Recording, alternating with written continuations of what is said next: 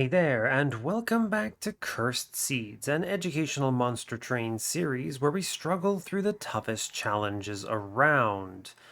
This user submitted challenge, I keep saying user. That's something that comes from my work, right? Every single person who uses my software at work is a user. I don't think about people as players. So anyway, this player who submitted this seed told me that they tried running it three separate times with different choices and they died each time at different points in the run.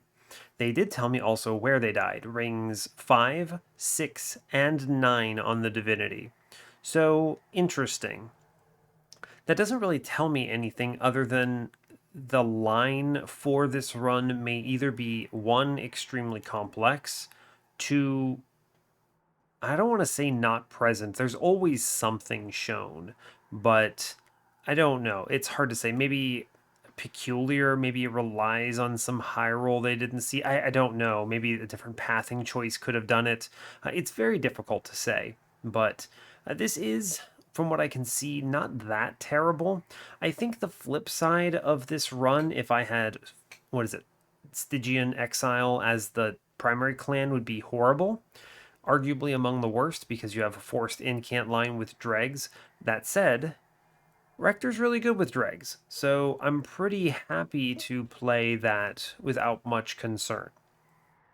Now, other things to keep in mind though is that an incant line is going to be a little tricky here, and I'm basically looking for one of a few units on the melting side. You're looking for anything that scales offensively. I think you win with Baron. I think you win with what else is there? You win with Baron, you win with Paraffin Enforcer, and what? Those are the main ones. I mean, you win with Bounty Stalker and Legion, etc., etc. Okay, so the rare units win, of course, but it's pretty unlikely you see those, so I don't even count them.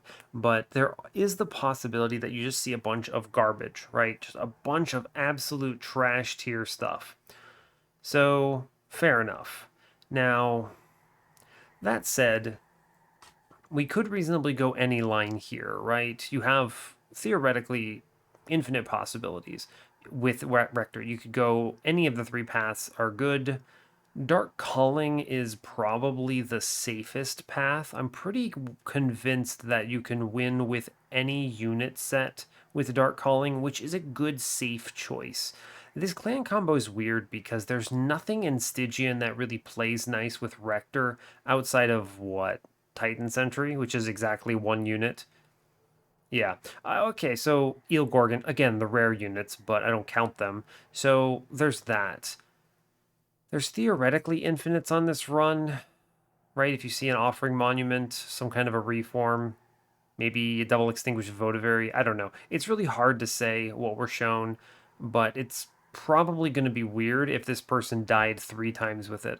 I don't actually know exactly how good any player is who submits these runs, right? It could be someone who's newer to the game and doesn't know how to solve the problems. So maybe it's an obvious line that they didn't see, or maybe this person is a really good player and I'm about to experience hell on earth in this run. We will have to see, I suppose. Yeah, that's about as much as I need to say on that.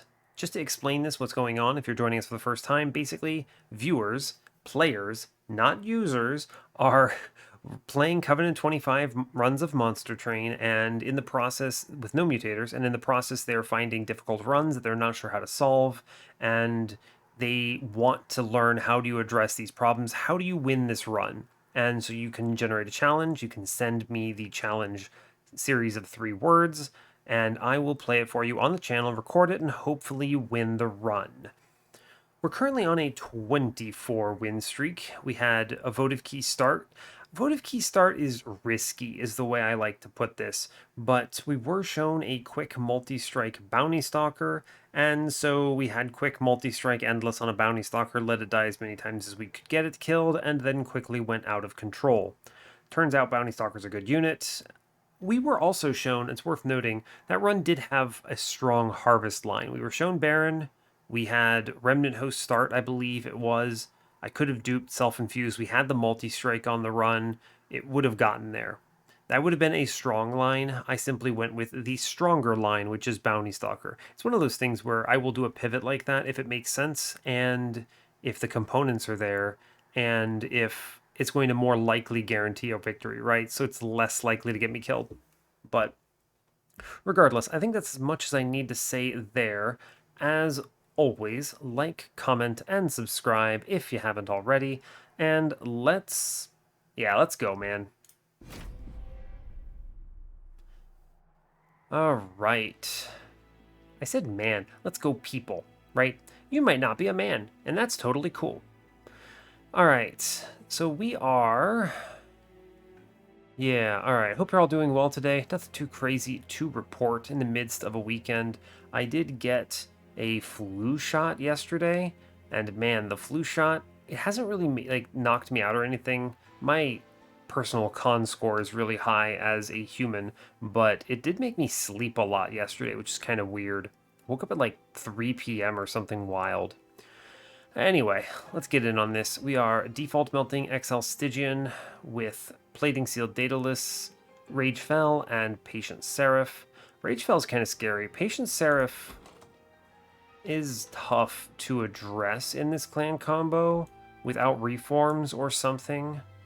It does make Dark Calling a lot more attractive to me. Yeah, true. Okay. We're shown Purifying Cleanse, though, which means I could also reasonably take a Burnout start here. It's totally fine. Energy Siphon and Fatal Melting are kind of trash cards here.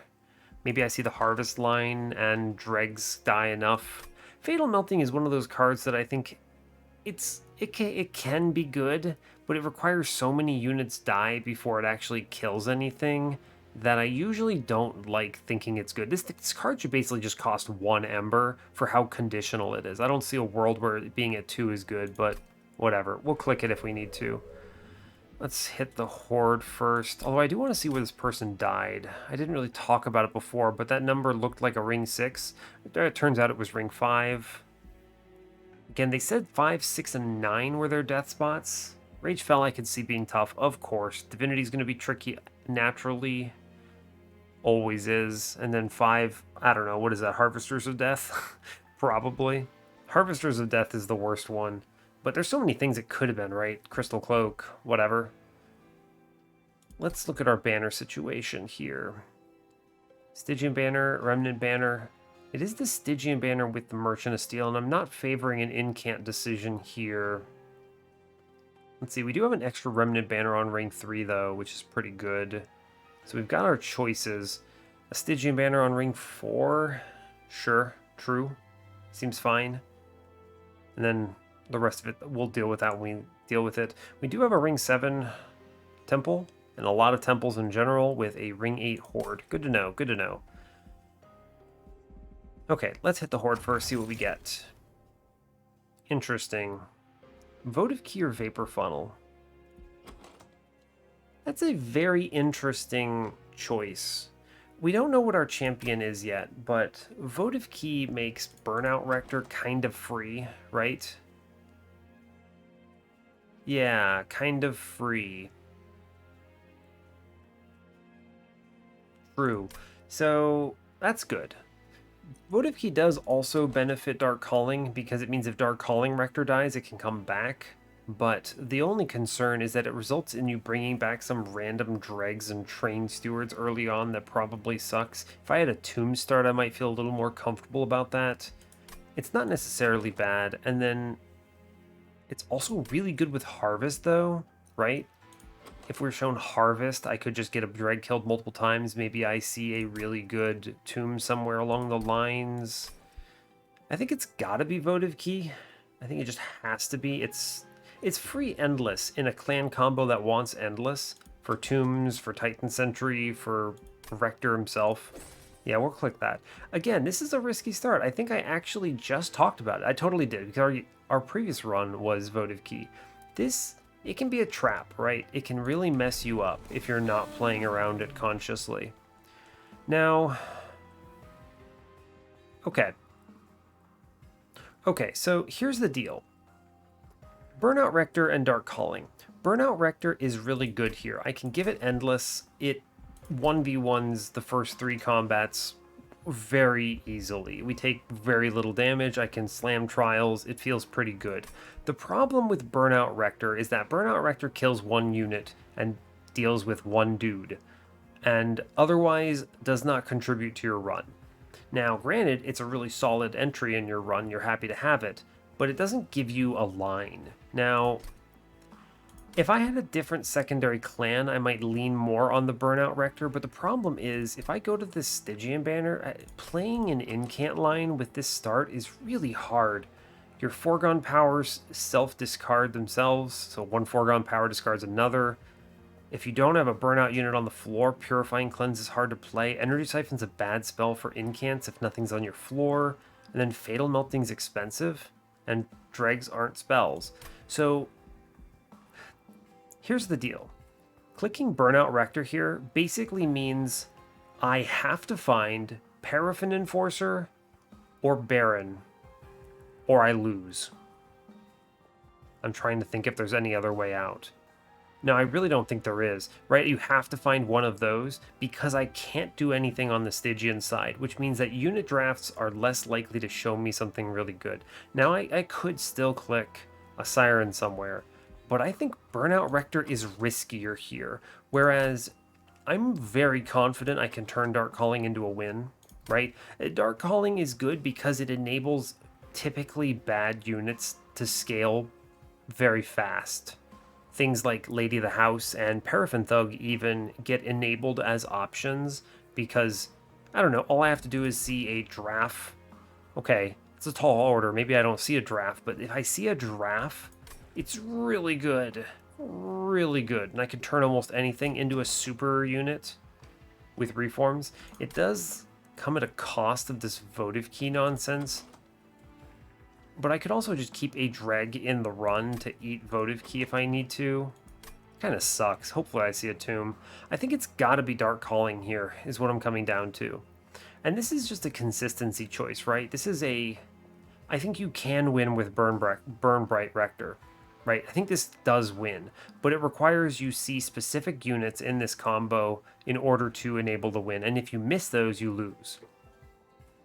This is part of being, if I know it's a cursed seed, right, I'm always going to assume worst case. Whereas if I'm just playing the game normally, you typically get mid rolls. It's very unlikely you see truly doomed runs with absolutely nothing good on it, right? Now you have to be prepared for them, but sometimes I think it's easy to over prepare and pick intentionally weaker lines just because they're quote unquote safer. It's tough, right? I think you don't need a high roll, right? But you need to win. And I think if I were playing this run on my streak right now, simply, I would make the same decision. It's going to be Dark Calling here. I would make this decision 10 times out of 10, just because Stygian is a bad combo for this. There's no benefit. But if I had something like Hellhorned, right? Hellhorned here means I could also just see a Rage line, or I could see a Fledgling Imp, and go completely mad with power and such. And I think that would be good, right? So Stygian gives you nothing.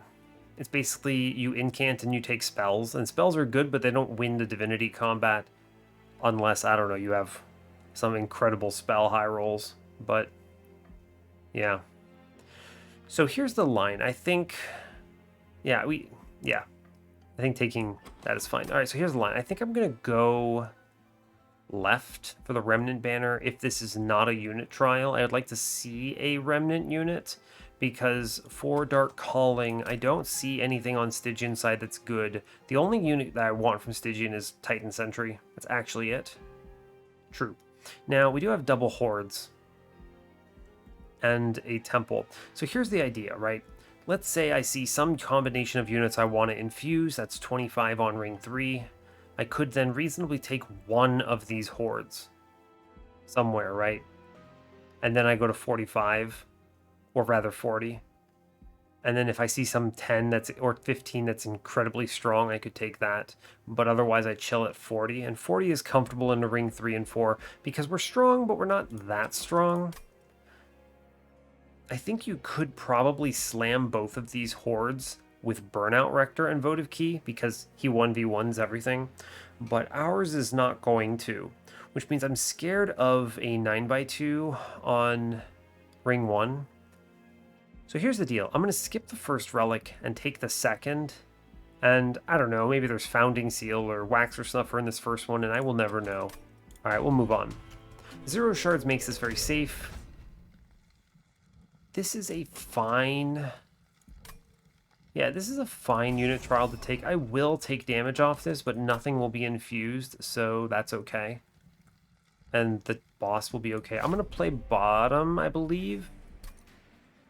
Yeah, so this is a very comfortable bottom floor Dark Calling play. You just play units and get them killed, and it's fine. I can easily replay Rector as needed, no problems. I can't get a unit killed here, sadly, but that's alright. We'll just stick them in the back. They'll burn out all the same. We'll do damage to this guy. It's cool. Let's see. I could put a Dreg in front to take this hit. Sure, right? It takes this hit. I mean, it's endless, right, is the problem, but it's fine. I'll take the Dreg middle because it puts this dude under 20. I want 1 foregone power up top for money, and I'll put... If I do 11, 9... Man, I'm 1 damage off of killing here, huh? 11. We get him on the next turn, actually. It's totally fine. With any luck, I don't have to even fight this turn down here, right? These guys down here do nothing to me. It's interesting. This is 7 coming in, so these dregs never die. Yeah, so I will do... Do I kill on bottom here if I do big dreg in back, give each one Purifying Cleanse, then play another normal dreg in front? Maybe. Probably, actually. I want one of the big dregs getting the Endless here. Top floor's fine, sure. I'll put... Oh, actually, if I put this bad dreg middle, they... Yeah, that's actually good, because they both die, get reformed. Sure. Extend the burnouts here. Play a Train Steward? No, actually, because I want to play Rector again. Yeah. Don't play a Train Steward. I could eat that 7. We'll see. Do I get this? Oh, yeah, we get this. Absolutely, we get this. Put in another big dreg. We're fine. Sweet. 15 damage. Sure. Very clean. Don't even lose Rector now. Awesome. Free with the trial. This is one of the strengths of Dark Calling Rector. There are very few combinations where you won't be able to handle it on the first couple combats. Draft is the pick. 100%. Don't even need to talk about the others. They're just burnout extenders. We will click Helical Crystallis. It's better than Mollusk Mage and Titan's Gratitude here. Good hits. Good hits. And yeah, I think it's Lady the Reformed. Is it? It might just be Icy Silophyte, and I go, what? Actually, it's Icy Silophyte. Weird. Yeah, it absolutely is. Think about this. Icy Silophyte with a plus 25, burnout 1. You put the draft in it on ring 3. We scale it with Liquor. Yeah, alright, fine. Fair enough, man. Icy Silophyte. I don't need Lady of the Reformed here. We go to the right. Seeing the Merchant of Steel is value. I don't think I need anything from the Remnant Banner with that sweeper hit. What you got? Large. Burnout 1. That's bad. We're going to click the Horde here. I said I would. Waxer Snuffer. Capricious Reflection and Sigiled Seaweed. I mean, it has to be Waxer Snuffer. Even with no tombs, they could show me a tomb in the next combat. And it's a really good target for the every turn votive key, if I see that. It's always Waxer Snuffer here. Always, 100%. It's at a point in the run where seeing that and maybe seeing something that says Extinguish is game-winning. Any of the rares that extinguish, so Legion, Bounty Stalker, if they're on this run, it's free, especially with the votive key. And then any of the tombs. Cool. I'll look at the banner. What you got? Shark. Shark's pretty solid. I put Shark in front of Rector. We self-infuse Shark. If Shark gets Endless, he just comes back, but if Shark doesn't, he gets reformed. Yeah, that's actually great. I'll give him the plus 25 here. One of the cool things about this Icy Siliphyte reformed line is I don't care if it dies. And if I find quick multi-strike, it's actually okay. It gets swept out, who cares? Rector brings it back, and it's stronger. So the 25 goes in Titan Sentry here, just so it has more staying power on the floor. There's no world I re-roll this and be able to afford anything. And I don't want the large stone on Titan Sentry here, because I want to fit more on that floor. So I think I feel really strong right now, which is pretty cool. Save the rest of my cash here. Yeah. I don't want to say we're too strong, but we're strong enough. I should be able to take these spikes. No matter which floor I play my dudes on, we're okay. Regardless of the order as well, it's fine. Shark first is best. Yeah, great. We'll just put Rector with... Actually, Titan Sentry deserves the Endless here, not Rector. For sure. I will put Draft up top to burn out, and then I can put Siliphyte. I don't actually need her. She's not very good right now. Shark does everything. So I'll put a Train Steward up top just in case there's a dude, a collector up there. And we dodged the Ember Drain. Draft can go middle. Yeah, it's fine, actually. Oh, this is great. Draft comes in on the bottom here, in front of our friend. Drag middle kills Collector. We clear everything. Honestly, just give Purifying Cleanses to the Shark here. No, don't need anything else. We're in a really good position from this state. Draft burns out, no big deal. Don't even click anything. I don't want anything with Endless. I'm pretty sure he solos, right? No, he burns out, but it's okay, because he'll come back. Yeah. Sure, actually put the Draft in play here. Comes close to winning. I don't need any of these other units. My next floor is Titan Sentry with Draft on it. Sure. Fair. This is a lot of Frostbite. We're guaranteed to win. Yeah, I mean, he wins outright. Just by Titan Sentry solo. Sure, dude. Go team. Alright, nice. Get their trial. No damage taken. We're still on 40 here, which is nice. Ah, we see a tomb. I click it. Right? Dripfall, Hollow Drippings. Nah, we click Molten Encasement. I actually think I might have preferred the other tomb, Explosive here, but it's whatever. Crypt Builder, Ice Tornado, Energy Siphon.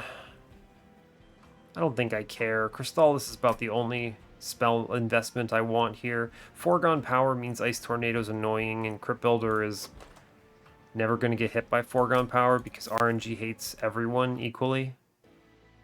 Alright, now, next question. The next question is tough, because here's the deal. This steel shop is on ring 3. I could go to the steel shop on ring 5, but we don't see one for a while. Multi-strike and Endless are both good here. Endless because I think in most universes, I would rather have Endless on 2 units here, right? I want to votive key the tomb on some other floor, probably, and then Endless on the Titan Sentry. I could also dupe Titan Sentry and self-infuse here and rely on votive key to solo. That is very powerful for a good long while, right? I also have Dark Calling, so I can just bring back either of these units if they die and no one actually cares, right?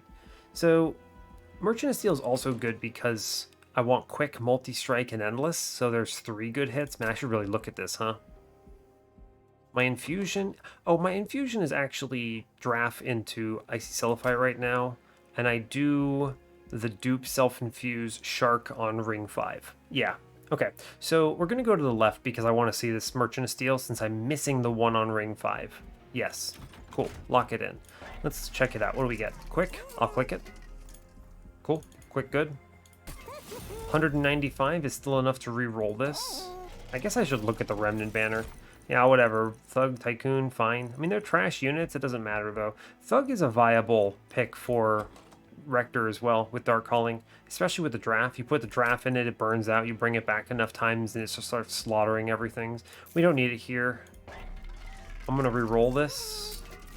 Yo, Endless. Excellent. Okay, we hit like crazy here. I mean, this is another reason why take a moment. Let me talk about this. You're here for this kind of commentary, right? That's why you're watching these videos, because you want me to explain why I make these choices. The decisions I made on this line, with Dark Calling, with Titan Sentry pickup, with Icy Sulfite, a big motivator for why I pick lines like this is because it means RNG cannot screw me over. There were 3 things I wanted at this shop: Multi-Strike, Endless, and Quick, and I could afford both of them if I had to reroll and do it, and I'm doing it. And because of this, it means that I have complete control over my run. I cannot miss here, which means I guaranteed get power up, and I pick these lines because of those guarantees. And here we just do draft into Icy Sulfite, and now she has Multi-Strike. Awesome. I don't need plus 30 or intrinsic. Cool. I don't know what could be in this Caverns. If they showed me an X5, what would I do? Honestly, I would X1 the Titan Sentry here, because I'd like to dupe Sulfite after another upgrade. Yeah. Alright, we're fine. Abandoned Stave. Yo, just solve energy problems for me. I can take double draw or draw space. Draw space, maybe? Yeah, we'll click Abandoned Stave, for sure. Good pickup here. Yeah, so because I can't miss at this steel shop, it means I'm guaranteed to get strength, and I'm taking a quick multi-strike Titan Sentry setup, and it's just really good. Everything about this was a good choice. I walk out of this feeling strong. I have a Tomb with 2x Extinguish. I have Votive Key, which is really good. Yeah, so here's the deal. Rector gets Endless. Oh no, he dies. Icy Sulfite comes in. She dies, but she does work, and that's excellent. Take the Energy Siphon there. We'll play one Dreg, because I want to add something else to the reform pool here. Yeah. Train Stewards are curses, so fine. Good. She comes back. Now she's powerful. Shark can absorb the Endless as needed, which is excellent news. Powerful. Sulfite comes in and blasts here. She'll burn out and then get reformed, which is just cool. I don't play any other units here, right? Yeah. We're in the Dark Calling, think about your units and what's dying and so on and so forth setup, so fine. Stealth Tomb middle, why not? It gets the Endless here. Play a big Dreg, which kills the front dude. Back dude's dead already. Shame this bomb's up here. I would drop. Jesus. 50 times 7. 350 damage in Crystallis. Jesus Christ, that's a lot of damage. We should be okay. I'm not really worried about this from here. We reform Icy Sulfite again. Cool. I need something else to take the Stealth, or the Endless, so the Tomb comes in. Icy Sulfite, sure. Guess I should play a Dreg. I mean, I just play the Foregone Power here, it's all the same. I may as well put a Dreg in the pool, it's fine. It's all the same to me. A lot of Frostbite. I don't play a unit here. This is the 12 damage Fatal Melting, threatening 80 or something. That's funny. Cool, I should get a decent number of things here. 2 Dregs come back. Power play. We get through this front dude, which is kind of cool.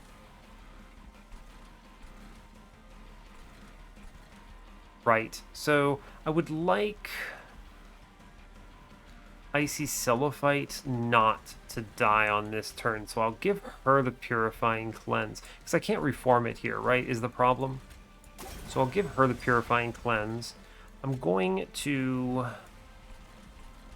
play this 29 damage Dreg with Endless here, because it represents enough value. And then we chill. Shark will go up top next turn, I believe. Yeah. Enemies are too weak at this point. They don't even get past my Celophyte's 2 hits. Which is kind of funny. Yeah, we just chill on this, I think. We're okay. Good damage set. Show me Crystallis, you coward game. I one-shot him there, which would be really funny. I'm going to take Titan Sentry up top with the Endless here. I should play the Dreg middle, I believe. Value. Titan Sentry solos the end here. The problem is, again, Rector will never bring back Icy Celophyte, and we wouldn't have space anyway. We chill on this, it's fine. I have a lot of Endless on this floor, it's fine, no worries. Right? Yeah, it's cool, whatever. Just stick a Train Steward in the back and it wins. Here, have a Molten Encasement for funsies, why not? It's cool. There's enough Frostbite on the floor. It doesn't look pretty, but it'll look better later, which is okay. Ooh. This is interesting. Siren Song is a potential answer to something like Seraph, but I don't care. I have the stealth if I desperately need it. Devourer of Death into Molten Encasement is cheeky. With the Waxer Snuffer, that's pretty big. It's actually huge. It's a lot of damage. It conflicts somewhat with the Titan Sentry, though, right? Where's that dupe on the end? It's on ring 8. Yeah, so I have to go ring 5 for the self-dupe on Shark if I want to take that. Is somewhat of a problem. Right? Yeah. Alternatively, I could put Devourer into Molten Encasement, and it's pretty powerful. Maybe they show me a Waxen Spike on this run, which would be a good pop-off for Icy Celophyte. Once I have multiples. Because you need to think about this. I need to dupe pretty much every time they show it to me, right? At this stage. I need to... I need to dupe Celophyte is part of the issue. That's tough, right? That is tough. Tough set of choices, all things considered. Okay.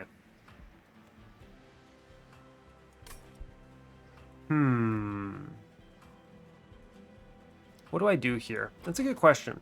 You have a few directions. Let me vocalize them for you so you can understand what I'm thinking. You can do Devourer of Death. You infuse Devourer of Death into Molten Encasement. Now I no longer need to self-infuse Shark, because this thing does 30 backline damage thanks to double extinguishes and also protects the floor. Shark is still going to be good. It's a fine unit. I'm fine with it. Yes. The stealth and Devourer of Death goes on a higher floor. True. I think I do need 2 Celophytes in this run, so I think I dupe her at the end, hopefully after giving her another upgrade of some variety. There's obviously some kind of a counterplay between the Icy Celophyte having Quick with the Molten Encasement protecting it, but you're not going to necessarily draw them in the same order, and I may not play them together necessarily since they have to burn out in weird orders. Devourer of Death means what for my pathing? I don't need the Stygian banner. I have a decent line here. So I go removals on ring 4, which kills 2 train stewards. Excellent. It's great. I don't want them. Merchant of Magic with, I don't know, 100 gold is pretty tragic. I basically get nothing out of that. There's nothing I want from it anyway, though. I'm going just for the removals. So, okay. Pyre Remains doesn't matter. What could be in that horde that I would care about? I don't want Founding Seal. I already have 2 times Extinguishes. I have 5 Ember, so I don't care about things like Encased Ember. Tricky. Tricky, okay. Alright, fair enough. Ancient Synergy is sadly very weak here. It would be nice to have something like an Ice Empire for this run. Something to capitalize on this spell weakness that I'm going to be generating. I think it is Devourer of Death. Right, I think it is Devourer of Death. I'm debating at the end of the run, on the Divinity, do I need 3 Icy Siliphites or 2? I didn't see molded or anything, right? I would like to stagger their deaths. They have the quick, so they always swing before dying, which is really important. True. True. Okay. So, I think I take Devourer of Death because it means I can skip the ring 5 dupe. I go to the Merchant of Steel, look for multi-strike, basically. Maybe there's a good Cavern event here, fine. I don't need that dupe there. Money, the horde, whatever, it's fine. Okay. Fine. What could be in that horde on ring 4 that I would care about? I'm trying to evaluate the sites here. Cuddlebeard's good. Nothing else from Stygian really matters. No. No, it doesn't. It's fine. Okay, so nothing from that side matters. Melting. Combustible wax is a downside. I don't care about Flicker's Liquor. A resin block is big high rolls here. This thing's nuts. It's like a razor sharp edge whenever my dude dies. And I already have Waxer Snuffer. As far as the top here, the clanless artifacts, not much here I really would care for, I think. True. There's not much I really care for here, I don't think. Could be some good stuff, like Winged Steel would be fine, or, you know, random decent things. I don't know. That's tricky. I don't need the Stygian banner, though. I don't see enough value from that. I'm going to get bogged down with endless cards. I'm lingering on this because I think Devourer of Death is correct, but I want to make sure I reason through everything and make sure that my decisions are correct. This is an important decision point, right? If I skip Devourer, I have to go for the Shark infusion. It's a little worth noting that I have a Sweeper with Quick. So is that redundant with Titan Sentry? Kind of. But Titan Sentry also protects Rector here, which I think matters. So, yeah. I think it is Devourer of Death. It opens up the ring 5 a little more to me, which I like. And I can go to the Merchant of Steel, maybe see a multi-strike. And even if I miss, it's not that bad. Although that side, I mean, maybe the Caverns is okay. I don't know. I think I take Devourer here. We're moving on from that. Lady of the Reformed of the House and Paraffin Thug again. So, okay, we didn't see Paraffin Enforcer, right? So this would have been a really hard burnout run. You would have had to go to the Stygian banner on ring 2 and hope for the best, I suppose. What do we see here? It was what, the Shark and Armor Shark? It was both Sharks, I'm pretty sure. Wow, that's pretty tragic unit banners, huh? Pretty tough. I don't need these here. We're done with the units. We have the winning line. Now, it's never Ember. Cool, I have Abandoned Stave. My deck is thick, though. And I have Guaranteed Endless, which makes redrawing hard. I think I take Draw here and then Space at the next from Fel. I keep calling her Arcus today. Yeah, it's going to be Draw here. I'm pretty confident in this. This is also because I'm only doing the one Icy Silliphite right now. If I were going to dupe Silliphite on ring 5 to inevitably have 3 of them on the run, then I might do a space now, right? But we'll do the draw now first, which is fine. Okay. Now, this horde, there's only a narrow few that I would consider good enough to go in there. It's what? Let's just rattle them off. Forever Flame's fine, I suppose. Not that good, though. Geez, there's really not a lot here. Winged Steel's probably the best one, honestly. Refracting Lens, some kind of Pyre Healing would be good. I would take Cuddlebeard. I don't need any of these other ones. I would take... Geez. Resin Block. So there's like 4 relics that are... 2 relics that are decent and 1 relic that's nuts here. And I don't need the Stygian banner for anything. And the last thing I need right now is more money. I think I'm just going to go for the removals here. If there's something really good in this shop, I can take the cash, right? We're always removing 2 Train Stewards. There's no doubt in my mind about that. They're basically unplayable. Yeah, let's move on. It's going to be Dark Calling too. Harvest, huh? Harvest Rector. No, it never scales to the point where it matters. And I have Endless. I don't need the HP. We're going to go all in on Dark Calling then. Okay, fine. What you got in this magic shop, huh? Holdover for 5 gold more than I can afford. But on what? Would I hold over Crystallis here? Would I hold over Fatal Melting? Hold over Fatal Melt. No, this is so redundant. I'm gonna have like 6 things that attack the whole floor. Shark plus this Devourer of Death. I don't need Fatal Melting and it's bad otherwise. It would be Crystallis. Do I hold over Crystallis for 50 damage? You saw, I mean, Daedalus would have taken something like 800 from that spell weakness at the end there, which is kind of funny. But I don't know about that. I don't know. Like, even if I saw a -2 or something, Crystallis only does 50 damage. It's good. And I think I want to put a -1 in it. Doesn't matter, actually. I'm not spending my Ember, and I have 5. So these just super don't matter here. It's sad seeing the holdover and having no value for it, but I just don't care. I guess I could put it in Purifying Cleanse. Make sure she doesn't burn out on important turns, which is kind of an interesting setup. I don't think that matters, though. I'm going to skip this.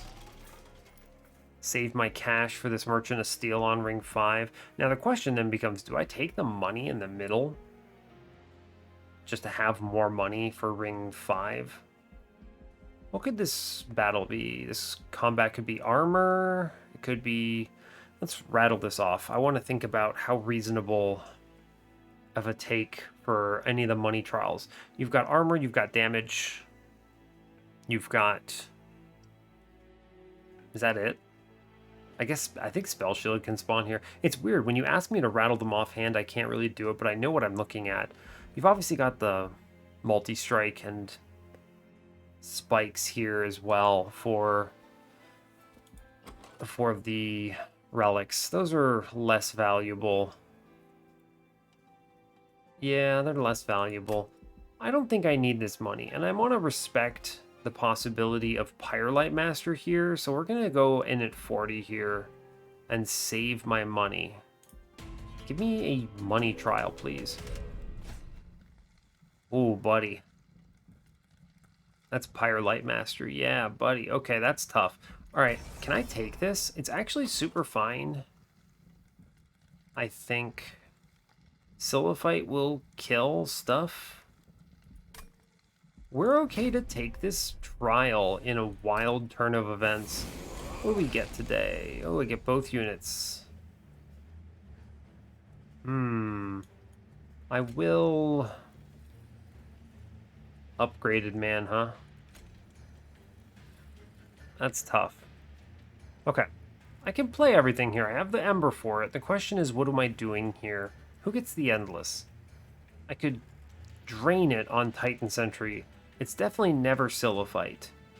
I don't care about stealth here. It actually just slows me down. So I think I'm going to put it on Rector here. In case he gets clapped, I'll put Titan Sentry in. I need Silliphite to burn out. So I'm going to stick her up top. She dies. I'm going to kill the front Harnesser here because we then put Rector's damage in. And I'm going to put the Dreg on his floor for another 30. And we're not going to play the Molten Encasement. Sure. This is 32 damage, I think. Pretty solid.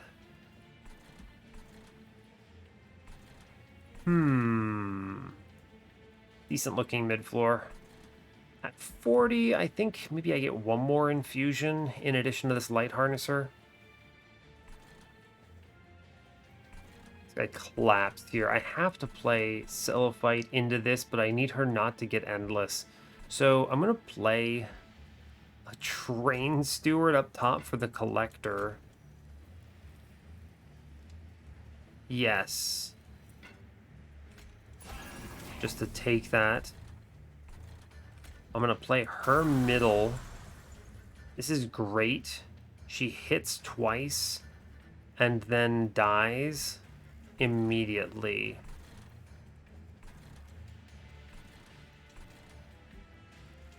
I may have to play her top next floor to keep this from going through. I may give the Endless to this Dreg that's going to be coming back from the reform as well. I think the Siphon goes into the second Light Harnesser on bottom. And I don't play anything else. Sure. Okay. Alright. Silliphite comes back. What am I looking at? 1 Frostbite. If I hit with both Foregone powers up top, it's fine. Oh, we're just going to be smarter about it, right? It's just Dreg up top with Endless. And he kills guaranteed. Silliphite goes middle, kills that floor, fine. Let's see. I'll put a Dreg bottom, and then I will double Foregone power here and hopefully not discard. Great. Kills the front dude. Cool. I have an Endless Train Steward. That's gross. I'm not playing him. You can't make me. She kills middle. Excellent. She's going to kill middle again. Yeah, we just chill on this, right? I don't even play cards. I guess I'll put the Frosts into the Clip Defender on bottom. Cool. This is good. This is good. Endless gets absorbed by the Titan Sentry here, of course. Play both Vengeful Shards, don't want to see them get hit. Energy Siphon the Defender, play Big Dreg on bottom, give it the Burnout, and we play Fatal Melting. She kills everything and dies. And gets reformed. Now she gets Endless because Rector's gonna die. I'm going to give her the Burnout here, and I'm gonna put Big Dreg in front. And we win. Cool. Shark goes top here, no problem. This is very over. Yep, we win. Cool, don't click anything. If I had lost here, the line would have been Shark up top with Endless, and then she gets played up top with her Endless. And it's fine. But never a doubt in my mind, really. Very easy line here. Cool, money, no damage taken, great job, Dark Calling. Yo, Remnant Host, 4 units? Man, they didn't show you a Baron on this run, though. Huh. Is it Subsuming Blade? I have the Ember for it. Killing units is good. Killing my own units is potentially better. Yeah, it's Subsuming Blade, for sure. I can scale that to good lengths. Frenzied Swarm, I don't care. Again, I don't care about this because we're just going to face tank with Endless and Reformed units on Seraph. Guardian's Amulet, Cuddle Hex, nah, it's just money. Okay. Steel Shop. Steel Shop. Take the money. Good job. We're doing the infusion here. -2 into my Subsuming Blade. Okay, don't get too crazy. That's going to take me to 80 if I do that. What are we getting here? Incant Armor, 2, large, spin it. Another quick, I don't care, it's fine. Let's look in the caverns now. Wait. Penitent Remains, Sweeper. Ah, that's it. Yeah, that's it. You know, you could do Ember Stasis, and then when I play my Vengeful Shards, they clap enemies. That's actually really strong too. But because I'm playing Reform, this is huge, right? How many... I have 1, 2, 4 blights. This gives me another 3. 7 blights is plus 14 per death. That's better than Resin Block. Alright, Penitent Remains is my line, apparently. Wow. Cool. Now, that also means I'm getting 6 Ember a turn because of the extra Penitent because of the extra value. Wow. Okay. So we do the infusion of Devourer of Death here. This will be strong. This represents a lot of damage. I now want to hold this over every time. Cool. I'm not going to take the -2 because I have so much Ember, I do not care. Truly. Then the only question now is, am I going to see another Steel Shot before the Ring 8 dupe? Yes, I see the one on Ring 7, so I don't settle. If I were going to settle, I would actually settle for Strength Stone here and just take the 10, but it's fine. I'm going to burn the other 2 Train Stewards because they make my deck even worse. And I just took... I have 5 Deadweights and 2 Vengeful Shards. We're going to see how it feels with 7 Blights in my deck. If that plus 14 is really important, sure. Otherwise, I'm pretty confident I will remove a Vengeful Shard, which will take me to 6 Blights, because that keeps me at 6 Ember per turn. But, yeah. I very well might go double draw on this run, all things considered, which is kind of funny. Alright, we'll just skip it. It's fine. Move on. Ring 5. We're staying under 80 because I want to respect Crystal Cloak, which is a very awkward boss to play around with the stealth and burnout and things like that. I could just have my units burn out and not ever swing into her, because Rector's going bottom for sure. Shark will do some work though, which is really good. Self-Made Harpy at 80 is very scary as well, but it's probably the easiest one. Ah, who am I kidding? Actually, the easiest one is Sweeper Buddy here. I don't care if you attack my backline. Alright, so 2 out of 3 are okay. The truth is, I have so much Ember, I don't care if Subsuming Blade costs 2. What else am I playing on my run? Nothing? Right, think about shards real quick. Always duping Silliphite for 15 on Ring 8. That's 80. 80. There's no plus 30 or something in here right now. I would have actually taken like a plus 30. Maybe I see a holdover. I think I will go to this magic shop next. There's no high rolls on the trinket side. There's a couple okay things, but I don't care. I already have the big ones. Votive Key, Waxer Snuffer. I have scaling, so I don't need the resin block anymore. I think we're fine. I'll go 80. I'll take something from one of these temples, and if not, I can always take the final relic, and it's cool. Yeah, we'll go. We're fine here. This is where this person died, so we'll see what caused this kind of commotion. Yeah. Yeah, that's rough. Harvesters of Death with Crystal Cloak. Shark will do a lot of work here. I think Rector might go middle.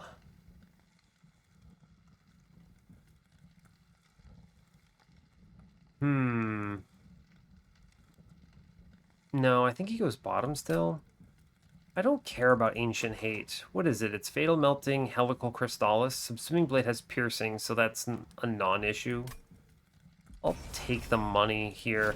Disrespecting Harvesters. Alright. Any bets on if the Harvester is upgraded here? Ooh. Alright. Alright. Life is pain. Okay. The Devourer of Death goes middle. He gets the Endless. Okay. Titan Sentry goes bottom. He already has Endless. Cool. Tough. Rector goes bottom. Alright. Silophyte goes top and burns out. I play a drag up top in case there's a collector. Oh man, that plus 14 is some huge scaling on Penitent Remains. Ooh, buddy.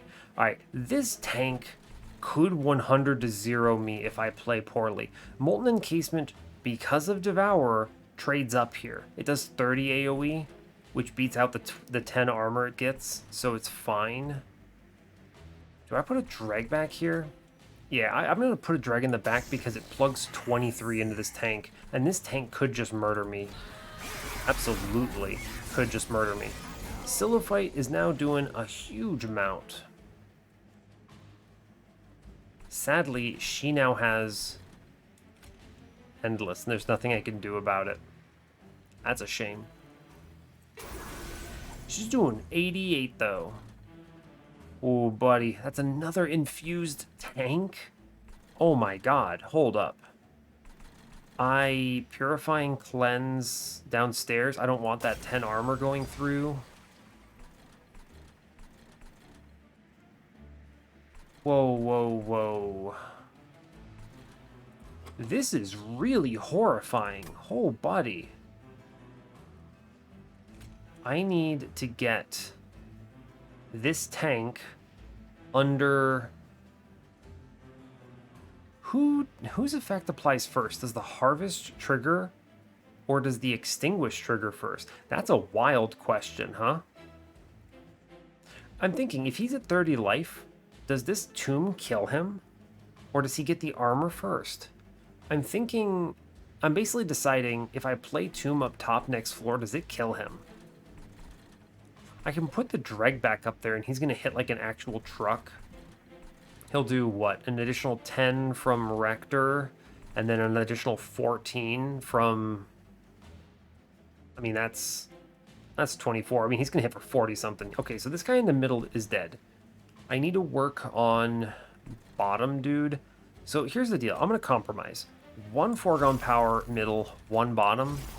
I don't care about Fatal Melting. I'm never penetrating 2 spell shield here. Okay. Alright. Huge Dreg. Dreg comes with massive power. Here we go. I'm going to play Devour up top because I want to see if this works. It does.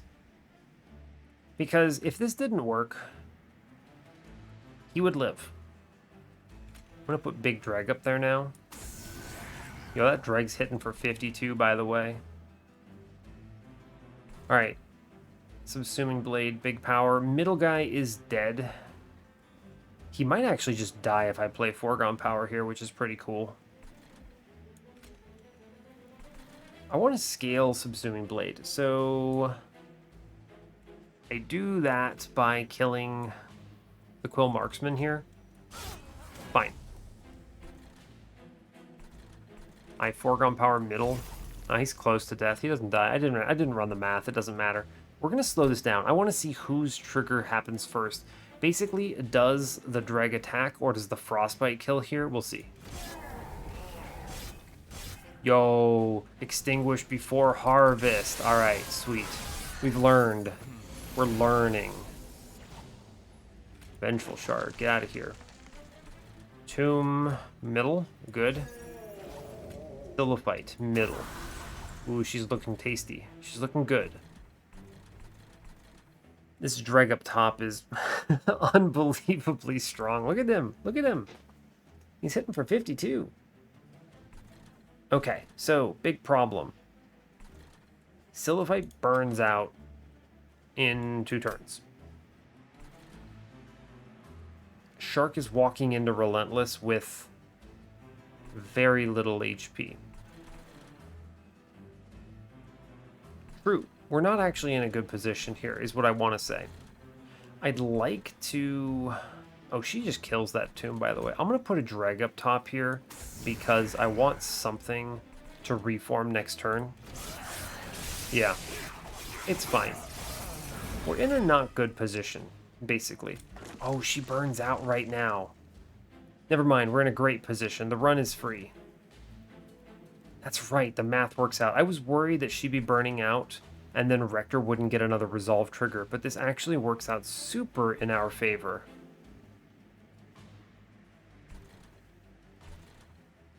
What am I doing here?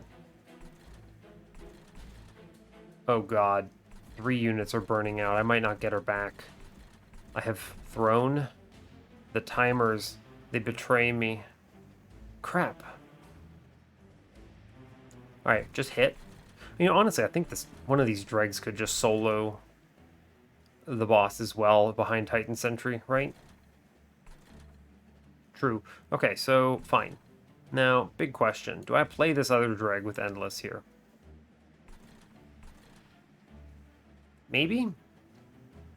Not a lot of rounds. I don't think I do. I think we chill and play none of these cards. Give me a Silliphite, please. Thank you.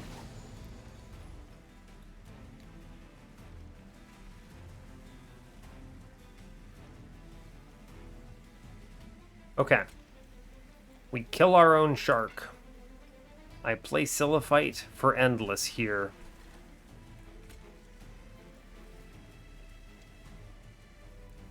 Yep. We play Silliphite for Endless. Cool. I tank around with this dreg. Vengeful Shard. Foregone Power. Okay. Endless goes into Silliphite. Give her burnout. Okay, she's swinging. I put Titan Sentry up top. Foregone Power. I may as well throw this dreg into the ether here. Sure. Okay. Silliphite comes down. We win. Yeah. Alright. Go team. Oh, alright. Yeah, I think one more Crystal Cloak. I don't know, I think we would have gotten through it at 80 shards, but man, that is a combat you need to respect. You need to respect Crystal Cloak, especially on a Dark Calling run. Intent on Death. That does trigger stealth. I think it's got to be Wax and Spike, though. That's a really strong payout. It kind of makes an annoying amount of burnout, though, right? It's also just slower than getting it killed again. That's really funny, actually. Wax and Spike normally would look pretty good, but actually just killing my own unit is better. Getting her killed is stronger, because it means that she gets another Penitent Remains proc. And honestly, the +2 from having that 7th Blight, it's fine. I'm not playing enough cards anyway. I kind of don't care about these Deadweights and Vengeful Shards, so I don't think I remove one. I don't need days here. Doesn't matter. It's actually better if Seraph or Divinity kill my units. Is it ever intent on death then? What do I do with this? what do I do with that? I don't care. I mean, it's 30 damage and some stealth, but whatever. Is that good? No. The Wax and Spike, you know, here's the deal. No. We click Wax and Spike and I look for a Frozen for it. This is a really good Relentless turn drop where I just drop this for 4 extra burnout on my big setup floor. Yeah, so we do click Wax and Spike. Yeah, for sure. And I will click Unnamed Tome for Patient and some other things. I'm going to be playing a lot of units. Maybe Rallying is bad. It's also just really good for Harvest Waves on the Divinity. Magic Shop for sure. I see valid use cases for Holdover. I would hold over Subsuming Blade. I would freeze, wax, and spike. And I guess I would buy a -1 for Subsuming Blade. Why not? And then the left side with removals are good, right? You can get rid of some dregs. Actually, probably get rid of a couple foregone powers. Nah, we get rid of a couple dregs if we go there. I don't need the health, though. I'm at max. I took no damage there in an unbelievable turn. Yeah, we go to the magic shop. We're good. We're cruising. Let's look at the magic shop, see what we see. Hold over. Hold over Subsuming Blade. This answers the problem of my unit lives too long. I can just kill it repeatedly myself, and it will scale up. Good. I'll give it a -1 for good measure. I don't care what else it has. I guess I should look at the temple, right? Could give it a +30. This is actually strangely good, and I have 6 Ember. What am I even spending it on? The answer is nothing. Just give this an additional 10 slays for free. You know what? I actually think I will do that. I don't need this infusion anywhere, right? I'm never infusing Shark. Shark is just combined with the Devourer of Death to form backline management, right? The Shark ultimately protects Rector. This Shark could have also just been, what, Lady of the Reformed or something, sure. Because if it died, then Rector would just bring it back, right? It's fine. But I took the Shark first because I might not have seen this Devourer of Death, and then, you know, that tomb kind of just became God mode, so it's fine. Yeah, I'm going to put a +30 in this Subsuming Blade because I don't care that it costs 2. That's pretty cool. Look at the caverns here. Oh, that's an insane hit. That means I can take double draw. For those not watching the screen, I just saw Railforger's Hammer at this event. The Iceberg. It's never Locket, because that only benefits 3 spells, none of which I really want, and I need the space more. I need the space on every floor as well. Being able to put 1 Silophyte with Rector and 1 on another floor is really important. And Rector's always bottom because he can resolve and reform upwards, right? If units die above him from burnout or something. Yeah, it's always the hammer here. Oh, this is coming together in such a good way. Right, I think this works out in my favor. This is going to be a Penitent Remains run. I think I'm going to re-roll this shot, by the way. If they show me a... what? If they show me Frozen, that's good. I don't care about -1s. I guess I'll put it into Wax and Spike. It's a nice extra +4. Does that actually matter? It doesn't actually really matter. I'm just going to spin this in case there's a Frozen. There's not. Remove Consume. No. I don't need multiple Wax and Spikes. It's pointless. We don't buy anything else here, right? I could put a +10 in Fatal Melting just so it actually does something on every floor and every turn. Is that actually good? I guess. You know what? I'll put a +10 in Fatal Melting because that way, in an emergency, if my draw order is terrible because my deck is like 30 cards, then it's fine. That's worth it. Fine. Alright, 80 shards into Fel is fine. I'm always getting a dupe on ring 8. I look at the steel shop on ring 7, hope for a multi-strike. If I miss, it's cool. I already have the draft infusion, so I'll just settle for a +10 or something stupid. Or maybe nothing, right? I don't care, really. Removals are good. I'll take something from this upcoming temple to get over 100. Otherwise, I'll take the Horde on ring 8. Do I need to buy a removal? I want at least 200 gold on this steel shop, but I guess I do have money there. I get money from this combat. I should buy a removal. All right, what's the kill here? The kill is a dreg because the kill is a foregone power because what if I don't draw a unit alongside Silophyte? Every time Silophyte gets played with Endless, it's bad because it means she doesn't extend her burnout and she doesn't get Rector's benefit. So I'm going to kill a foregone power here. And we move on from here. You know, the ability to hit Railforger's Hammer is huge here because it means I go double draw, which helps so much with the fact that I have 7 Blights in my deck. and also have Endless and Holdover and a bunch of crap, and... Ooh, that's gross. That is an upgraded Clipped Guardian, huh? I'm gonna put Endless on Rector just in case he dies, right?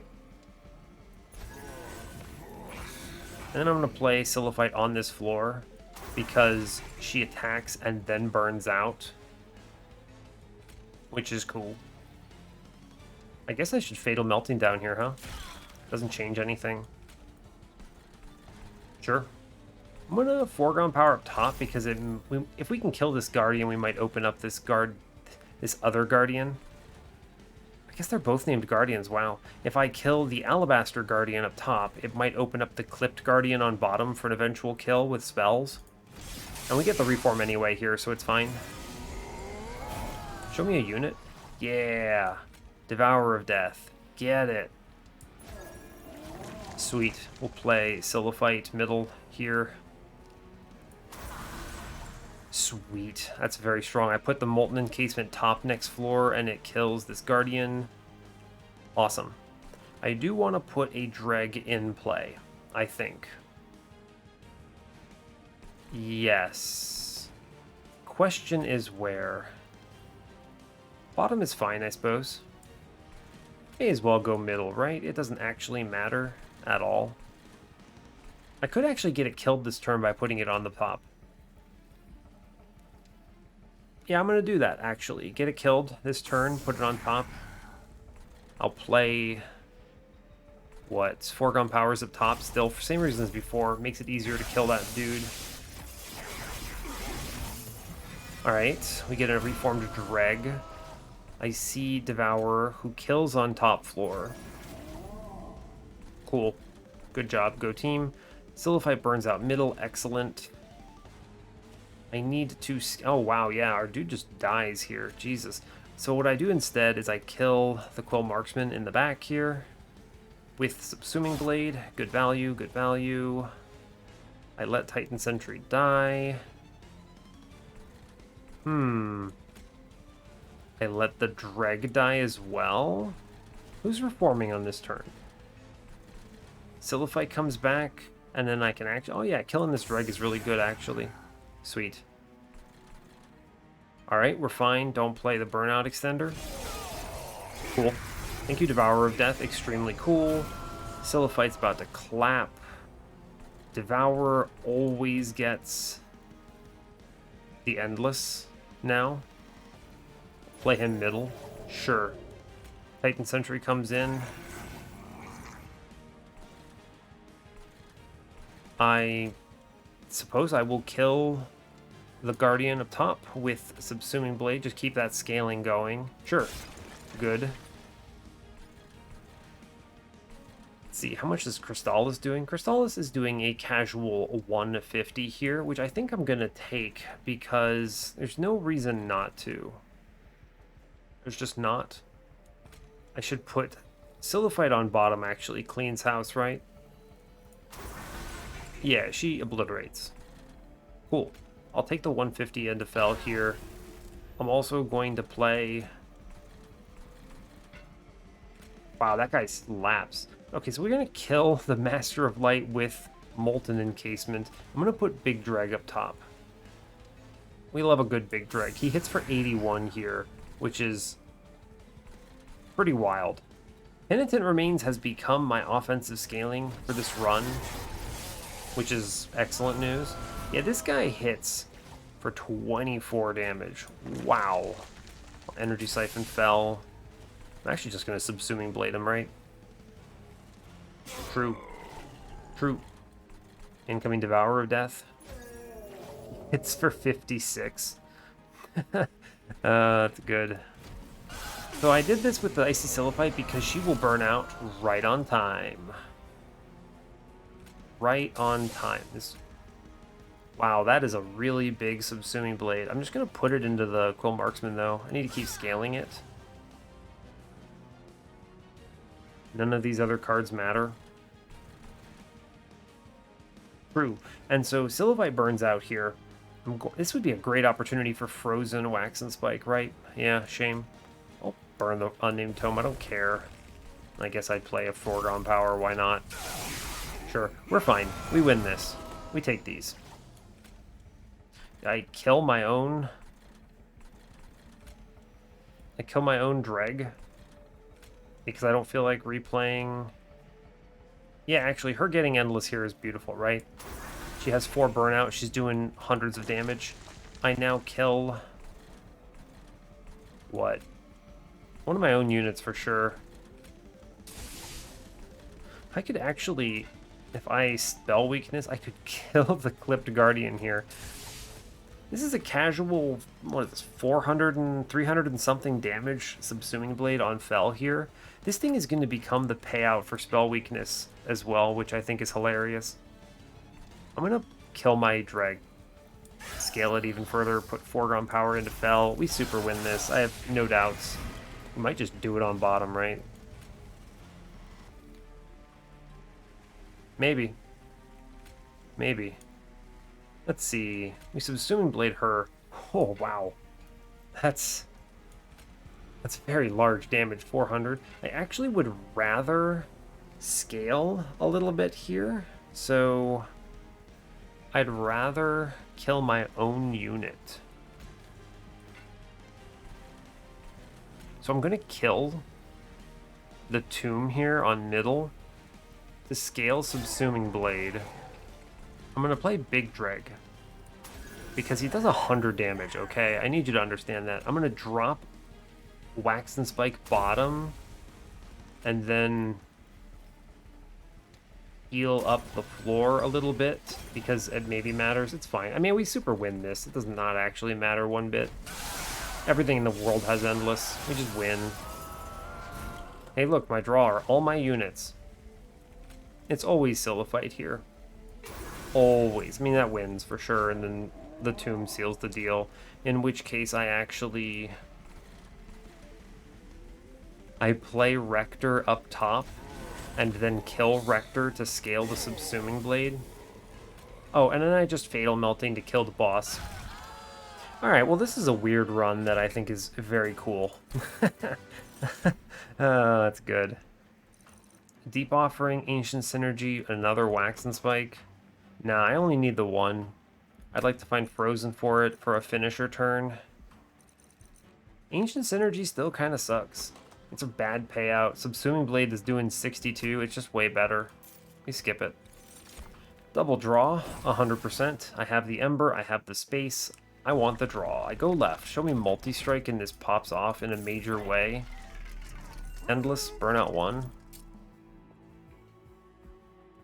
Okay, I'm going to buy Endless for this tomb with burnout 1. Yes, you may ask why. The answer is very easy. It means that no matter what draw order, we see the goods, right? Okay, so we don't see it. So I give up, and I just give her a +10. And it's actually just super fine. Oh no, I didn't see multi-strike in shops. Complain on Reddit. It's fine. Never a +25. I want her to die, and I need her to be in range of Subsuming Blade. It is 62. It's probably okay. It might actually be +25 because she dies the burnout or I kill her myself. The +10 is a drop in the bucket compared to Penitent Remains or Rector. Yeah, alright, here's a +25, honey. That's fine. Sure. Cool. Go team. We're kicking a Dreg for sure. I don't need this many. And then I'm also kicking a Foregone Power because it's just an annoying card. It doesn't matter. Actually, it's probably 2 Dregs. They're kind of curses. I think you could reasonably remove Dregs or Foregone Powers here. The last 2 Dregs are really high value, but I don't need 4 of them, right? I think it's going to be a Foregone Power because it almost never helps enough. The Dreg actually scales with Penitent Remains. Let's look at the Temple real quick. Another +30, a 10 in Piercing, huh? I could make Fatal Melting Pierce, which is pretty solid, actually. Dark Calling 3, of course. Give me that sweet, sweet +15. Okay, I'm always going to... What is this? Oh, 95? on ring 8 from that dupe. Piercing Fatal Melting is actually unironically good. I'm going to have a lot of payouts on... Oh, that's actually really good. It's an AoE wave clear thanks to the Silliphite. Yeah, oh yeah, that's good. Sweet, sweet, awesome. 90, good. I don't need any other infusions here. You know, if you wanted to create some super nonsense, you self-infuse a Dreg, and then you could have some fun with this run. Someone should try that. I'm pretty confident if you do self-infused Dreg, you win as well, and then you dupe that. But this will be better. All right, we move on to ring 7. We're strong. We're very powerful. Monster Train just crashed on me? Oh, buddy. All right, I will be right back. Okay, I think we're back. Geez, that was such a bizarre crash. Let me look at my deck to make sure it's the same as it was. It's a good thing that wasn't in a combat, or I would have to watch my recording to replay exactly the same way. Yeah, my deck looks correct. My relics look correct. Let me know if anything looks weird here. That was an absolutely crazy crash message. It basically just said that Unity crashed, and it wasn't even like a monster train failure. Like, Unity itself died, and it just ended everything. Wow. All right. I think we're back at it. Nothing looks wrong here. It loaded me back in on this screen, which is good because I had just literally clicked this. But, damn. That's scary. All right, what the hell am I doing? All right, we're back. We're back. Game is normal. Nothing wrong. My score has not been calculated. That's potentially concerning. It doesn't matter. As long as it records for YouTube, that's really all I care about. If it doesn't get submitted to the stupid challenge at the end, fine. You know what? Fine. You'll have proof that I ran it. So, okay. All right, let's think about this. It's Pyre Wings. We're at 90 shards. I have to recoup get my brain back in the state of analyzing things here. All of my best spells have piercing, so Spell Shield no longer matters. So Ancient Hate is free. If I lose this, it's not because of Ancient Hate. Sweet. Yes, let's click it. All right, we go on. Good. Free money, basically. Free money or I'm dead. Okay. It is Endless Rector here in case he dies. Ember Drain is going to be annoying, but I kind of don't care. I have 6 Ember. So Rector gets Endless. Shark comes in. Silliphite plays on bottom because it swings and then burns out. I'll just put a bunch of... What is it? Spell weakness there, because why not?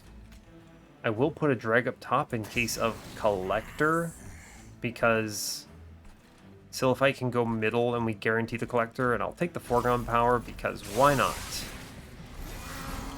Cool. Cool. And you see, even this, with 3 Ember Drain, it's all still fine, because... Wow, yikes. I'm going to put the Devourer bottom. How much is she going to do? It's 49 by 2. I can kill it with this Subsuming Blade, so it's actually fine. Yeah. So, Devour bottom cleans this up a bunch. Or I can just put her down here, right? It's kind of weird, but I think I can. I'll just stick her down here and she's going to punch everything. Fair enough. She almost kills. I'm going to take the Subsuming Blade to kill the Pyre Wings. That card's cool. That's a cool card, huh? Yep. Tomb punches the Collector. That's pretty neat. Alright, she burns out. Excellent news. I will take the Unnamed Tome here. I don't want to deal with this. The boss is the General, so I don't care about that. Sweet. Tomb goes middle. We Subsuming Blade the enemy. I play Big Dreg.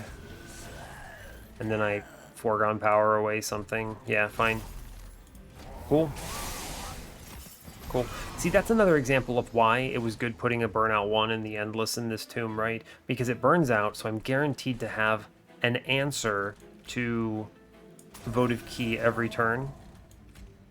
I think I kill this guy. Oh yeah, man, this Subsuming Blade is out of control. We just put Silliphite bottom again. She destroys face. Sweet. And then anything that leaks gets punched by Subsuming Blade here, which is really good. Wow, that's a pretty good Fatal Melting, huh? Pretty decent. Actually, middle floor is clear, right? So I could Fatal Melting bottom and then kill the front Steel Wings with the Subsuming Blade, and then we also just kill the Pyre Wings. Yep. That Dreg just punched for way more damage than it had any right to, and then, as if I planned it, the Silliphite dies this turn. Although I was going to solve this anyway by killing her myself with Subsuming Blade, but fair enough, man. Fair enough. Get sent, lady. Cool. And now you'll see what I do. This is why the Endless Burnout 1 on Tomb made sense, because Silliphite needs the Relentless power. Silliphite needs the Endless here to get elevated. I play the Tomb, it burns out, it comes back. I leave this dragon. That's a big Subsuming Blade. This is gonna do... I think Subsuming Blade might kill the boss, actually. Here's the deal. Play Dreg middle, Subsuming Blade it. Sure. Let's see, it's gonna be 7 spell weakness. Do I get the kill with Subsuming Blade? I absolutely do. Cool. I know, you're thinking, oh, but I could have elevated it and gotten an extra kill. It's fine. This thing is doing 83 damage right now. It's okay. Stealth, Engulfed in Smoke. I don't care. I have Waxer Snuffer, Endless, Molten Encasement, Mortal Entrapment. I don't care. Hit me more, please. Daddy, Seraph. I didn't say that. You didn't hear me say that. Preserve is pretty cool. Right? Preserve and I can hold dead weights. Yeah, alright, it's Preserve here. That's a great pickup, actually. I can also hold the Wax and Spike, which is good. I go to the Hellvent here. And this is where we really pop off. Think about how strong we are right now with 1 Silliphite. And now imagine our run with 2. This is a magic shop, so I don't need to hunt for Pyrestone housing. We just take this dupe right now. Cuddlebeard. Well, I don't actually think I want to buy it. I don't think I want to buy that. I don't want these things. Maybe I just buy removals? What could they show me? Frozen? I mean, I could just use the Preserve that I picked up. I don't even need that. If they gave me a holdover, what would it go in? Nothing. Remove Consume Wax and Spike? I don't care. I want to just freeze it, and I have the Preserve for that. -1s are completely irrelevant in this run. Half my deck is free. And then the rest of it costs 2, and I have 6 Ember. Firewall? Cuddlebeard doesn't matter. The Shark is not the solution here. Shark was set up before I had the Devourer in play, and then also Subsuming Blade is going to just kill a heavy every turn now, so that's cool. I'm going to spin this. Titan's Claws? No? Alright, I mean, I'm just going to buy a bunch of removals, right? Just remove everything. Okay, sure. Foregone powers are bad because of what they do with my preserves. They're low impact anyway. I basically just don't play them. Yeah, alright, foregone power is gone. I think I actually will remove a Dreg now. Leave 1 foregone power in. The dregs just don't get played, which is about the same as this foregone power, right? I just leave them in, and maybe I drop them if I need to, if there's a free turn, or depending on draw order, if I need to make sure Siliphyte doesn't get endless. Yeah, so I'm going to kick this last foregone power then, just spend 300 gold on a removal there. And I will buy, I guess, a +10 into Crystallis. Sure. Cool. Well, that helped a lot. 26 cards, even though 7 of them are Blights. I don't know, man. 7 Blight Dream, pretty good. Alright, 105 out of 100. I'm pretty confident we win from this position, thanks almost entirely to Penitent Remains and Rector combined. Our Siliphytes easily scale to the point of winning. If I hadn't hit Penitent Remains, I would absolutely open this Horde because Resin Block saves the run, but we don't need it. Penitent Remains is the answer to everything. So 105 out of 100, let's go. Don't crash. Okay, good, it didn't crash. I have not crashed in Monster Train on this computer in a long time. It pretty much only happens on my other computer. Sure, Rector gets endless. Siliphyte pops in. She dies. I always Subsuming Blade up top. Ooh, first turn, Unnamed Tome. Get bodied, Patient. That's good. I'm going to stick a Drag middle. Because maybe it baits. Sure.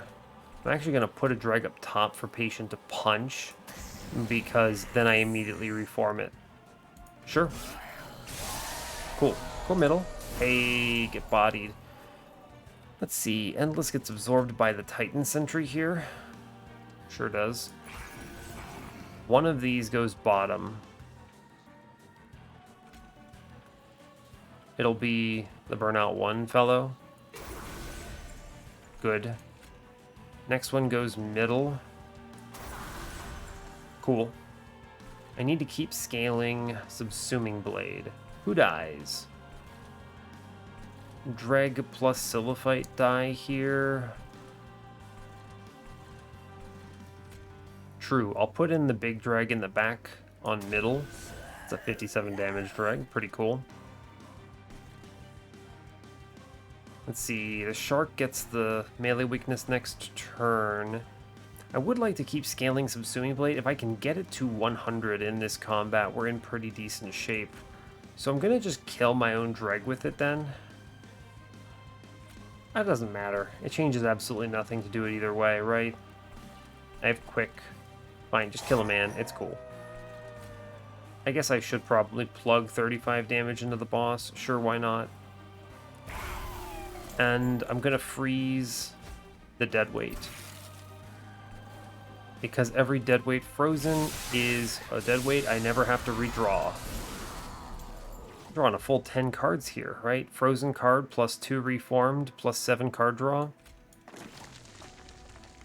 Tomb. Yes, Tomb goes in middle. Good. Siliphyte comes down. In middle. Good. I let the Titan Sentry get hit. That's a very large Subsuming Blade hit. I don't need Fatal Melting here, so I don't play it. I could reform a second unit. I would like Siliphyte to swing on the bottom, so I will play big dreg middle. I'm going to kill my second dreg, so it gets reformed here. Cool. Good. He'll go middle now for that melee weakness. Excellent. The Tomb always goes down and absorbs this Endless. Vengeful Shard comes out. Siliphyte goes down. Doing 160, pretty strong.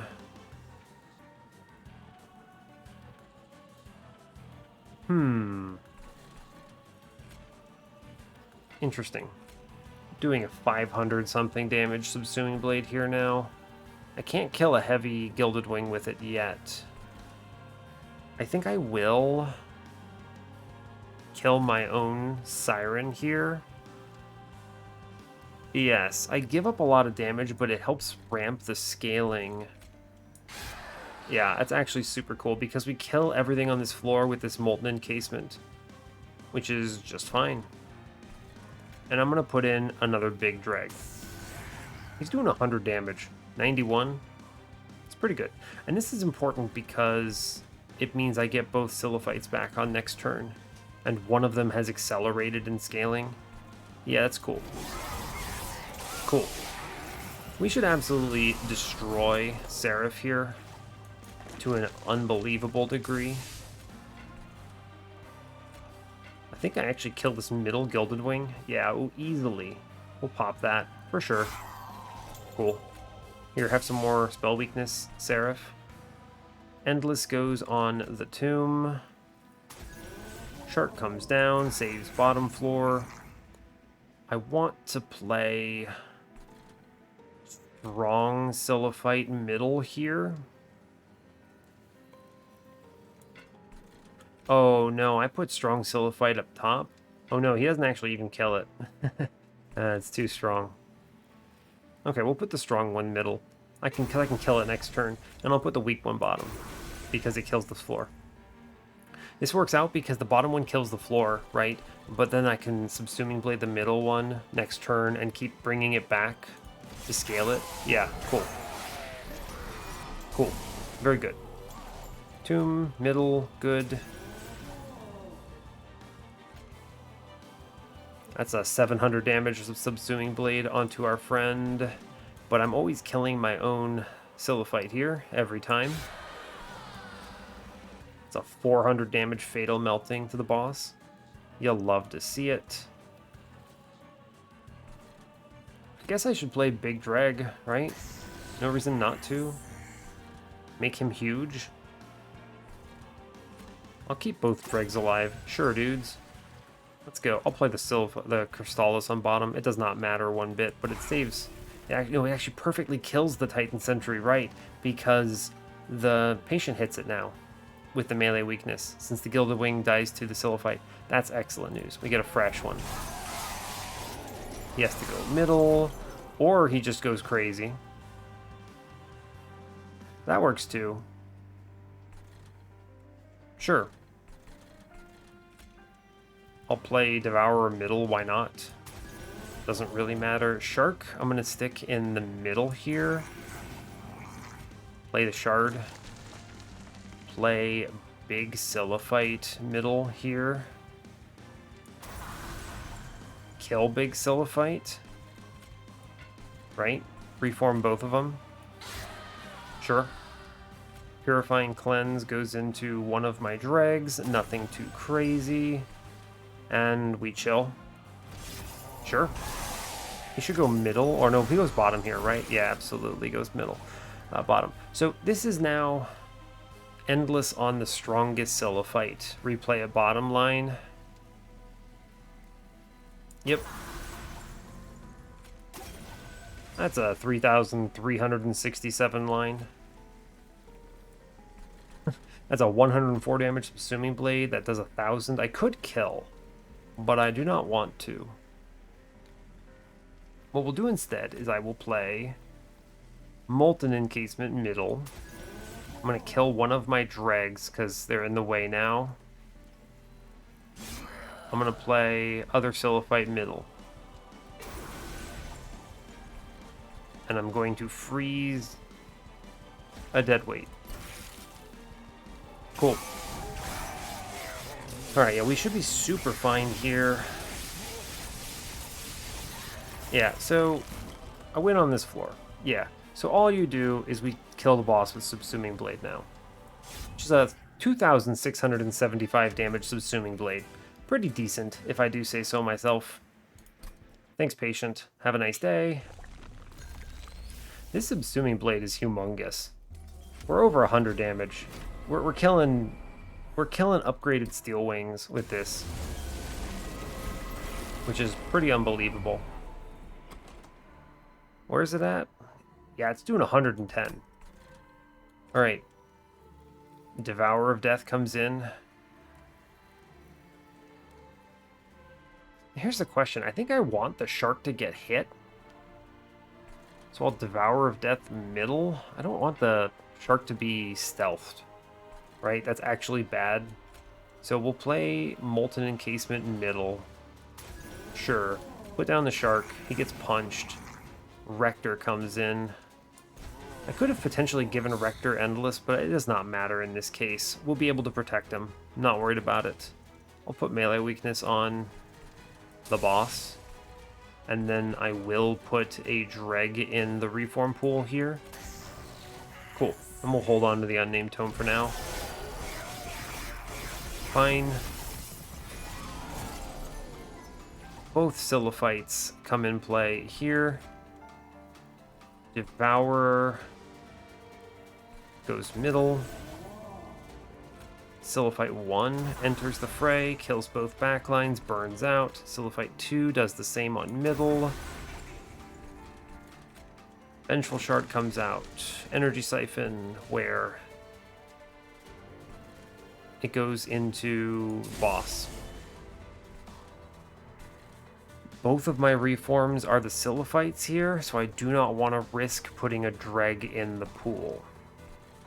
I will put a Dreg behind Stealth Tomb Friend, though. It's going to hit for 50. That's good. I'll take that. We chill on the Unnamed Tome here. Cool. It's a really good turn because my shark died as well. Yeah, so we're going to Unnamed Tome, or rather, Molten Encasement middle first. Cool. Shark comes down. Always shark comes down. Not terrible. Icy Silophyte always goes bottom as well. Very powerful. One goes middle, cleans up that floor. Good. It might be worth it to just Fatal Melting bottom as well. Probably, honestly. I think we actually address this very comfortably if I just do this. Oh yeah, we super win on that floor. Awesome. Heal my burnout man, I guess. Sure. I don't need the Unnamed Tome here, which is pretty excellent. I can save it for hopefully Chains or High Priest or the second Harvest Wave. Being able to do this to the Overcharge Tank Wave is really good. Really, really good. We're in a very dominant position. Oh, we didn't even see Chains. Run is free. Incoming Molten Encasement, middle. Bottom floor. The burnouts are my two Silophytes. Excellent. Mid floor is clear, so I'm going to just punch the Overcharged Apprentice to death in the bottom. Sure. Doesn't change anything. I want to hold it over. And my units are already dying. This lets me Crystallis the mini-boss, which is cool. I will freeze a deadweight as before. And that's my turn. Yes. Good. Cool. Alright, fine. I get both Silophytes back, and then I draw all my cards. Endless on Tomb. Neat. Both of my Sirens are equally scaled, which is good. I play the Vengeful Shard. Now, where am I heading with my Subsuming Blade here? Because this mini-boss is not yet dead, I can't kill my Silophytes on this turn. I need them to swing. So we solve this by we just kill our Dreg friend and get him reformed. Because we're already doing... What is this? 339 with Subsuming Blade. After Silophyte hits, I can always just kill this boss with Subsuming Blade here.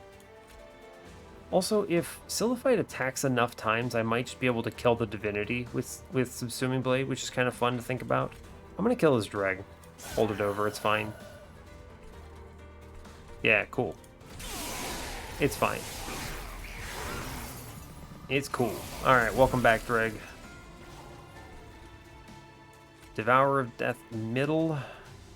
As always, Shark comes down.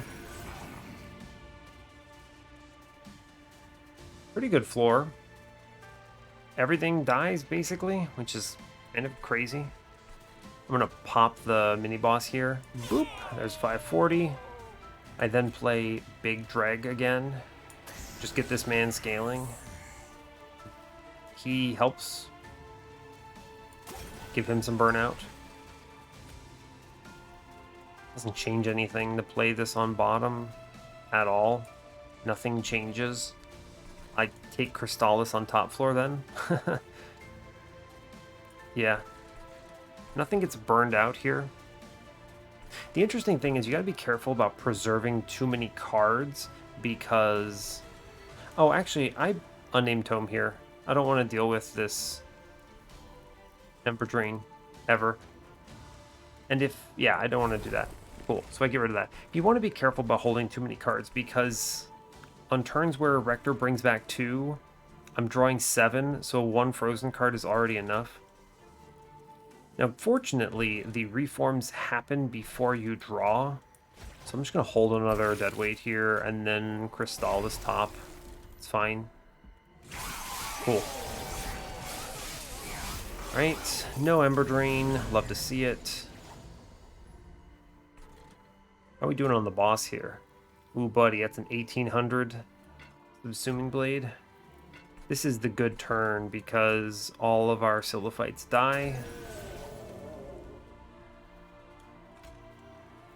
Oh yeah, Fatal Melting. By the way, I forgot about this. Fatal Melting doing a casual 500 because I'm building Spell Weakness on 2 floors, right?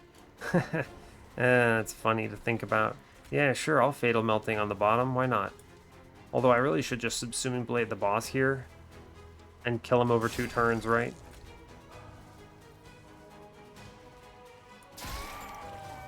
Yeah. Actually, we should just kill the boss. Why am I doing this? We're just gonna win next turn. Duh. I don't know why I was thinking about it like this. It's fine. Goodbye, Divinity. Have a nice Subsuming Blade. Look at this thing. 119 Subsuming Blade get popped for 1800 here. Alright. Fun run. Fun run. Had some technical difficulties in there, but I'm glad I could recover it. Good stuff, good stuff. Did my score ever come back? Hey, it did. Excellent. Love to see it. Alright, cool. So I will look at the challenge first, and yeah, we'll see what we see. Let's check it out. I have some things to tell you. This was a fun run. Alright, let's look at our friend. Oh, good, it posted my score. That's great news. Alright, what do we do? Votive key, Mark of an Exile. Where was Mark of an Exile? This had to have been the first horde on Ring 1. That's also a pretty good one if you're playing Burnout, which you were. Okay, so this is the Burnout line. I mean, that's actually really good on Burnout Rector, huh? He has 120. But if we think back to the early stages of this run, right? Remember that I was saying something along the lines of with Burnout Rector, there are only so many units that exist in this clan combo that bring you a win. 2 of them, in fact. It's Wickless Baron and it's the Paraffin Enforcer. Uncommons, obviously, because you can't count on rares. Any of the rares in Melting win this run easily. You have Legion with Devourer of Death in this run. That would be nuts. You have Bounty Stalker with Waxer Stuffer. That's nuts. And then Big Sludge solo carries because there's a Remnant Host with a votive key. The run is dumb. It's so broken. So any of the rares in Melting win. Gorgon wins, great. So you have the rares, don't worry about them. But in the uncommons, the ones you're likely to see, there's only 2. Meanwhile, with Dark Calling, that expands to a very large number. You can include things like Lady of the House, you can include things like Paraffin Thug, who's only normally slapping for 20 hits, right? But with enough reforms, he gets there. He absolutely gets there. It's actually even better that he has no burnout by default, because you just reform him, and he immediately gets killed on his own. So that's great. Let's see. So with this burnout line, we didn't see any good units, right? It was a Siliphyte, but no scaling for Siliphyte. Outside of the Penitent Remains. Yeah. Purifying Cleanse. I mean, you didn't need this. You had Votive Key, right? So I would not have taken this. Holdover Intrinsic Purifying Cleanse. That's pointless. Fatal Melting to 0. Again, I mean, what did you take? You skipped the... Did you skip the Ring 3 event? You totally did. Oh man, never skip that event. That's either plus that's a bunch of Ember or it's a bunch of free card draw. Yeah, never skip that. You should always take something from the Abandoned Stave event. So, because I was gonna say, right? I mean, you sealed yourself off from a real high roll on Penitent Remains here, which actually totally exists. And I was thinking to myself, why would you put a -2 in Fatal Melting? You have 5 Ember, but you didn't take the Ember. You skipped that event. So my first suggestion here is take that event every time it's shown. If you don't think you want the Ember for some reason, which is fair, sometimes you might not, then you should just take the Excavated Embers because you could just hit an infinite. And even if you don't, it's literally a free card. And you could also still infinite on Ember. You just do, what is it? You do remove consume spell chain, right? Yeah, I'm pretty confident that gets there, right? Remove consume spell chain. Does that card get there? Does it give you 2 Ember or 1? I don't remember at this point. I think it's 2 because it's a clanless card. Where is it? Yeah, it's 2. So hold, yeah. Oh my gosh, that's crazy, right? You give that thing a remove consume, which we did see, and a spell chain, and then you just go infinite on Ember. You go infinite on Ember, and then you play a 99 Ember Wax and Spike, and that wins you the run. So, I mean, you should always click those cards. One or the other, always, every time. And then you wouldn't have needed this Fatal Melting, which would have put you at a much more comfortable shard level, because 105 walking into Harvesters, oh buddy. Oh buddy. Yeah, Harvesters was terrifying, and we still took 0 on it, so that's pretty wild. But fair enough. I think, like I was saying, I think the Dark Calling line is 100% safer on this run for a lot of reasons. It opens you up to much better hits. You can also, the sweepers become really strong, and we saw one of them. It's just one of the winners here. Yeah, it just is. And then the Penitent Remains kind of sent this into overdrive, but yeah, fun. Wickless Tycoon infused into Titan Sentry. I don't I don't think that's going to be good. That's a lot of money, actually. 540 gold, you were raking in cash, but I think you were lacking in power. And this is kind of what you fear happening, right? I mean, this draft does not get there. It doesn't do anything. You have no good infusions. You have nothing, right? Yeah, this if this doesn't die on ring 5, this super dies on Fel every time. Okay, fair enough. Ooh, first Hell Pact. That would have been cool with that wax and spike, but whatever. Anyway, let's move on to mine. Hey, look at that run. All right, feels good.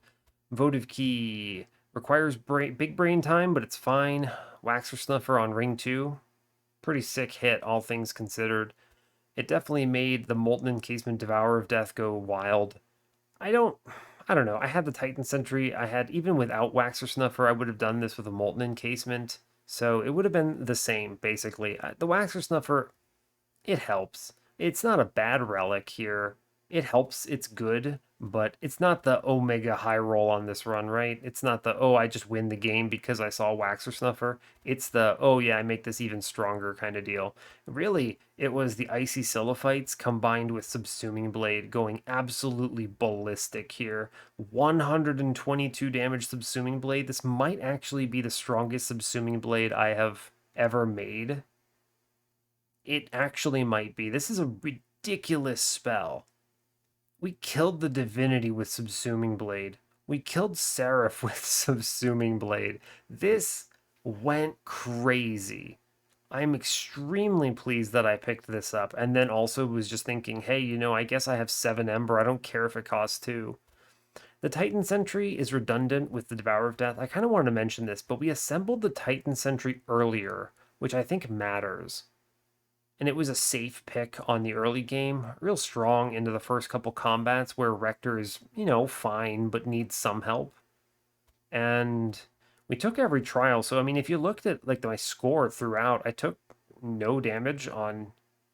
There's no way that's correct. I took no damage on any combat.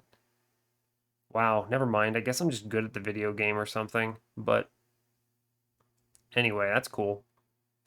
The good old 7 Blight Classic with Penitent Remains. Excellent. Really excellent run, all things considered. We hit everything we wanted. We had a line, we did damage, we win. Video game. Subsuming Blade goes mad with power. Yeah, hell yeah.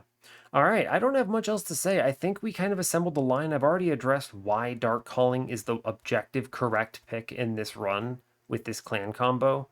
And I think that's probably the biggest thing I can say here, right?